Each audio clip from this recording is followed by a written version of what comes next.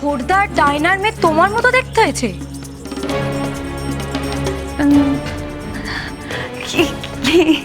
কি করে বলো তো? আসলে আমার মতো না, মানে ওর মেয়েকে না একদম কাটরিনা কাইফের মতো দেখতে হচ্ছে। আর আমার সাথে তো কাটরিনার ওই মুখের একটা মিল আছে না, কেমন জমজ বোন লাগে, তাই ওই।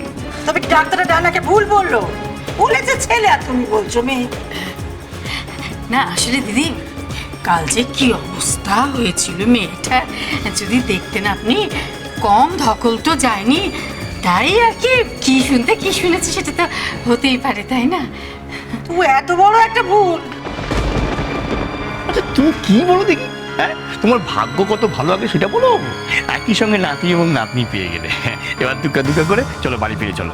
আরে নাতি নাতনিরা তোদের বাড়িটা দেখো। হ্যাঁ হ্যাঁ হ্যাঁ, আপনারা দেরি করবেন না। আমার মেয়েটাকে একটু আমার কাছে দিন না।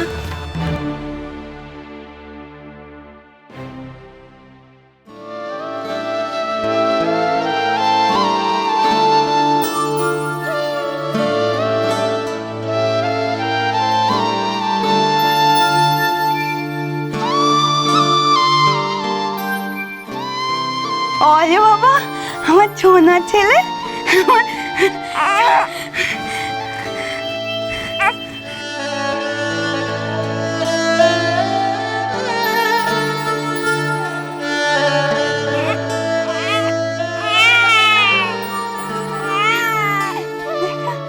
এই দেখো, আচ্ছা এরকম সুখের সময় কেউ চোখের জল ফেলে? আর এরা হচ্ছে দেবদূত গো, দেবদূত।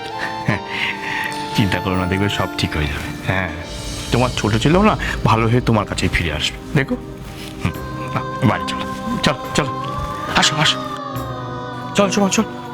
হ্যাঁ, সাবধানে। হ্যাঁ,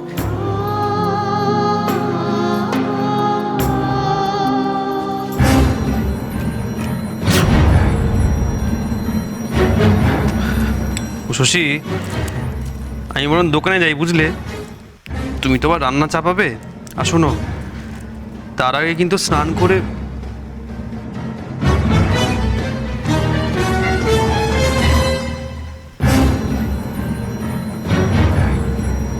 শশী, হ্যাঁ কি হয়েছে তোমার? নিশ্চিত আমাদের মিস্টার ঘটককে একটা খবর দিতে হবে। তাড়াতাড়ি এই জিনিসগুলোর একটা ফিঙ্গারপ্রিন্ট টেস্ট করাতে হবে। এই জিনিসগুলো? কিন্তু কেন? কাল রাতে আমাদের বাড়িতে কেউ লুকিয়ে ঢুকেছিল কোনো একটা উদ্দেশ্য নিয়ে। আমার বিশ্বাস এই জিনিসগুলোর মধ্যে তার হাতের ছাপ আছে। কার হাতের ছাপ সেটা আমাদের জানতে হবে।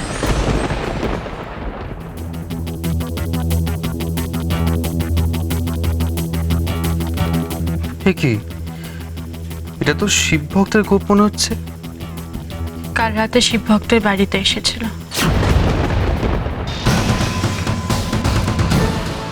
কিন্তু ওর আসার উদ্দেশ্যটা কি সেটা জানতে হবে। তুমি তাড়াতাড়ি মিস্টার ঘটককে একটা ফোন করো। এখন ওই গোফটা যদি উষসীর হাতে পড়ে ব্যাস, তাহলেই কেলেঙ্কারি। কিন্তু তোমার নকল গোফটা জিন্সের পকেটে গেল কি করে? দেবল দেবল যখন আমায় ফোন করে ডাকলো, তখন তো আমি ধরা ছুড়ো পড়ে সত্যাবলম্বী। তাড়াহুড়োর মাথায় পোশাক চেঞ্জ করতে গিয়ে মাথায় ছিল না গোফটা খুলিনি। যেতে যেতে মাঝ রাস্তায় খেয়াল হলো, আর তখনই খুলে জিন্সের পকেটে ঢুকিয়ে রাখলাম।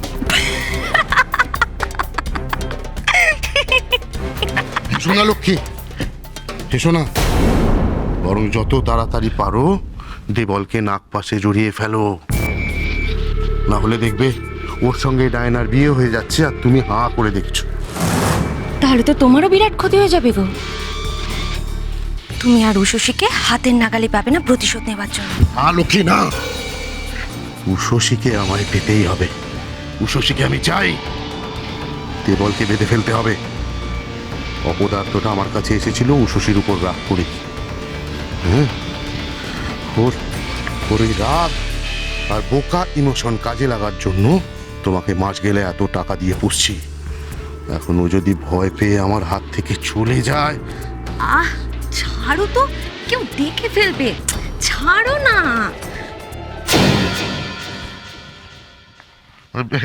দেবল এসো, তোমার কথাই হচ্ছিল। দেখো দেখো তোমার জন্য মেয়েটা কিরকম ভাবে কাঁদছে, দেখ।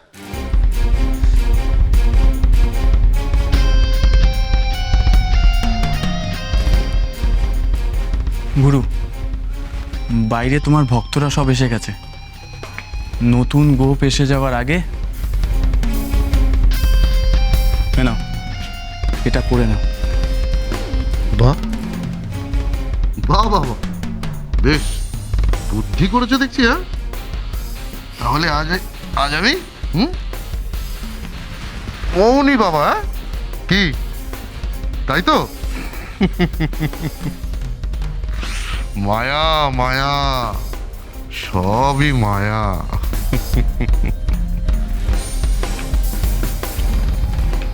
লক্ষ্মী,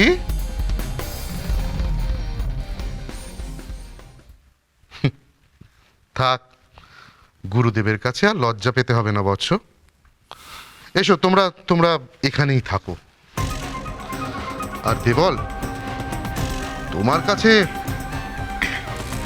আমার একটা অনুরোধ আছে।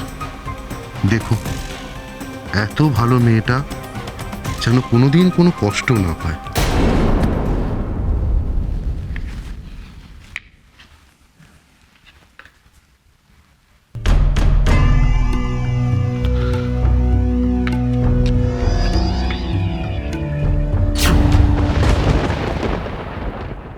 হ্যাঁ হ্যাঁ, উষসী এগুলো সব আলাদা করে রেখে দিয়েছে। না না, ও ছাড়া এগুলোতে কেউ হাত দেয়নি। আচ্ছা আচ্ছা, ঠিক আছে ঠিক আছে। শশী, মিস্টার ঘটক এক্ষুনি আসছেন, কিন্তু কিন্তু এগুলোকে তো সরিয়ে রাখতে হবে। মা দেখলে বিপদ হয়ে যাবে। নিষেধ, মা তো আমার উপর এমনিতেই রেগে আছেন, আর মা যদি এসে দেখেন মিস্টার ঘটক এসে গেছেন, মা তো আমার উপর আরও রেগে যাবেন। কি হবে? হ্যাঁ, সেটাও তো ঠিক, কিন্তু মা ফোন করেছেন। হ্যাঁ মা। নিশিত রে, একটা ভালো খবর আছে। হ্যাঁ, তুই জ্যাঠা হয়েছিস রে, জ্যাঠা। হ্যাঁ, সে কি, এ তো দারুণ খবর মা। হ্যাঁ, সে তো বটে। ফোনটা তো বউকে দিয়ে দেখি। হ্যাঁ, তো নড়তে চড়তে 18 মাস লাগে। এখন আবার জেঠি হয়েছে, দেখি সব কি করে সামলায়। দে ফোন দে। দিচ্ছি।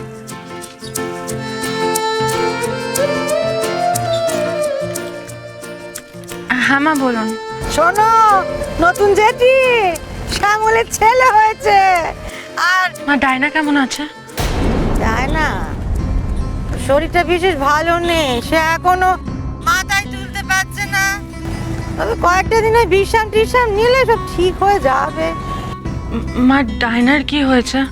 হয়েছে, মেয়ে হয়েছে। যাকে ভগবান যাকে যা মনে করেছেন দিয়েছেন, এ নিয়ে মন খারাপ করে আর কি হবে। না মা, আমার তো খুব আনন্দ হচ্ছে, একসাথে বাড়িতে ছেলে আর মেয়ে দুটোই আসছে। হ্যাঁ, তা বলে আনন্দে নেত্য করতে লেগে পড়ো না। জেঠিমার অনেক কাজ আছে, বুঝলে। শোনো, মা আর বাচ্চাদের নিয়ে আসছি, তাদের জন্য ভালো করে থালা সাজাও দেখি। তোমার পুঁতি পড়া বিদ্যের কত বড় ক্ষমতা দেখি। এ হলো জেঠিমার পরীক্ষা, বুঝলে। মা বাচ্চাদের জন্য থালা সাজাতে বললেন, কিন্তু থালাতে সাজাবো কি? ওরা তো দুধ ছাড়া কিছুই খাবে না, আর থালায় দুধ সাজাবো কি করে?